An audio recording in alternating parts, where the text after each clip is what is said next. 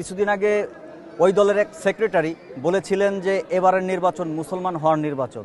তো তাদের কাছে প্রশ্ন রাখতে চাই যে এর আগে যে নির্বাচনগুলো হয়েছে তখন তারা অংশগ্রহণ করেছে, ভোটও দিয়েছে, তখন কি তারা মুসলমান ছিল না?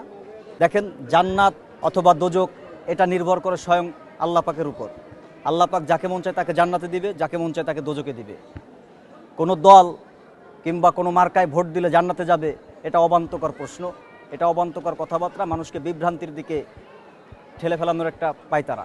গতকালকে আমাদের ভারপ্রাপ্ত চেয়ারম্যান, আমাদের আপসীন নেত্রী পরকাল গমনের পরে তিনি দলের চেয়ারম্যানের দায়িত্ব গ্রহণ করেছেন। আপনাদের বুঝতে হবে, তিনি সাবেক রাষ্ট্রপতি, বাংলাদেশের স্বাধীনতার ঘোষক শহীদ রাষ্ট্রপতি জিয়াউর রহমানের সন্তান এবং সাবেক আপসীন নেত্রী, 3 বারের প্রধানমন্ত্রী মরহুমা খালেদা জিয়ার সন্তান। তার ভিতরে দেশ এবং দেশের মানুষের প্রতি যাদের ভালোবাসা ছিল, যারা এদেশ অনেকবার ক্ষমতায় ছিল মানুষের ভালোবাসা নিয়ে, তার রক্ত বহমান। আমি বিশ্বাস করি যে তারেক রহমান অবশ্যই তার উপর অর্পিত যে দায়িত্ব, সে জনগণের ম্যান্ডেট এবং বাংলাদেশের মানুষের ভাষা সব কিছু সে বুঝতে পারে এবং সে দীর্ঘ 17 বছর নির্বাসনে থাকার পরেও বাংলাদেশে আসার সঙ্গে সঙ্গে তার বডি ল্যাঙ্গুয়েজ, তার কথাবার্তা প্রমাণ করে যে তিনি একজন শহীদ প্রেসিডেন্টের সন্তান এবং তিনি বিএনপির চেয়ারম্যান হওয়ার যোগ্য নেতা। আপনারা জানেন, অবশ্যই ইতিমধ্যে আপনারা জানেন, তারেক রহমান লন্ডন থেকেই আমাদেরকে 31 দফার একটি প্রস্তাবনা দিয়েছিলেন এবং সেই প্রস্তাবনা আমরা মানুষের দ্বারে দ্বারে পৌঁছে দিচ্ছি। আর এই প্রস্তাবনা বাস্তবায়িত হলে সাধারণ মানুষের ভাগ্য, এই দেশের উন্নয়ন অবশ্যই সে পূরণ করতে পারবে, এটা আমরা বিশ্বাস করি।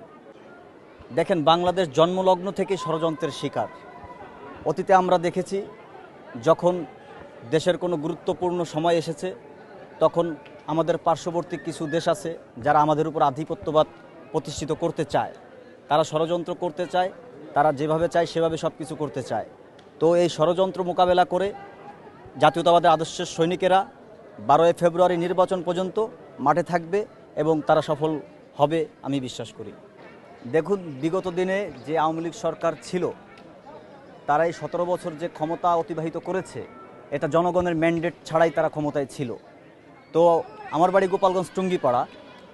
তো আপনি দেখবেন যে এখন আমাদের টুঙ্গিপাড়ায় সমস্ত অঙ্গ সংগঠন সহ বিএনপি মানুষের দ্বারা দ্বারা যাচ্ছে, ভোট চাচ্ছে এবং ওই জায়গার মানুষই এবার তারা চিন্তা করেছে ধানের শীষে ভোট দেবে।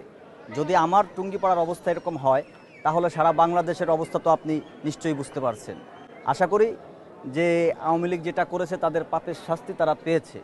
এজন্য নদীর স্রোত যেমন বয়ে থাকে না, তেমনি করে এদেশের জনগণ বসে থাকবে না, তারা ভোট কেন্দ্রে যাবে, ভোট দেবে। এখন তাদের উদ্দেশ্যে আমি একটি কথা বলতে চাই, আপনার কথাটা যুক্তিসঙ্গত। কিছুদিন আগে ওই দলের এক সেক্রেটারি বলেছিলেন যে এবারের নির্বাচন মুসলমান হওয়ার নির্বাচন। তো তাদের কাছে প্রশ্ন রাখতে চাই যে এর আগে যে নির্বাচনগুলো হয়েছে তখন তারা অংশগ্রহণ করেছে, ভোটও দিয়েছে, তখন কি তারা মুসলমান ছিল না? আর এখন আপনি বললেন যে তারা জান্নাতে যাওয়ার টিকিট দিচ্ছে। দেখেন, জান্নাত অথবা দোজক এটা নির্ভর করে স্বয়ং আল্লাহ পাকের উপর। আল্লাহ পাক যাকে মন চায় তাকে জান্নাতে দিবে, যাকে মন চায় তাকে দোজকে দিবে। কোনো দল কিংবা কোনো মার্কায় ভোট দিলে জান্নাতে যাবে, এটা অবান্তকর প্রশ্ন, এটা অবান্তকর কথাবার্তা, মানুষকে বিভ্রান্তির দিকে ঠেলে ফেলানোর একটা পায়তারা।